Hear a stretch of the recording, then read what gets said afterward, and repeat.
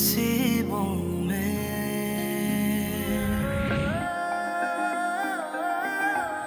मुक़द्दर के सितारों को, मुक़द्दर के सितारों को ज़मीं पे लाएंगे कैसे। सफीर तो मुझे कह रहे थे कि डायरेक्ट शादी ही कर लेते, लेकिन फिर मैंने सोचा कि मंगनी का टाइम फ्रेम हम लोग एंजॉय भी करें। क्यों सफीर, आप लोग आइएगा हमारी शादी में। हाँ क्यों नहीं आएंगे, लाजमी आएंगे।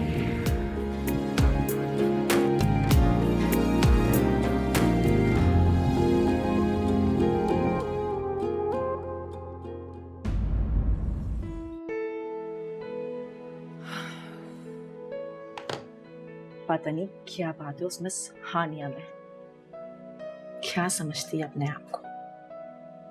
पता नहीं सफीर उसके पीछे क्यों पागल हुए जा रहे हैं। और वैसे भी अब तो वो मिसेस रिजवान है, दिखने में तो अमीर है, लेकिन अब तो मैं सफीर को भी गरीब नहीं रहने दूंगी। कहाँ हो मैडम, सुबह से ढूंढ रही हूँ।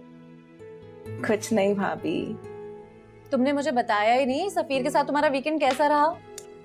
बहुत ही जबरदस्त। ओह, और आपको पता है, रास्ते में हमें सफीर की क्लास फेलो मिल गई थी, हानिया। अपने शौहर के साथ आई थी, दिखने में तो अच्छे खासे अमीर लोग हैं।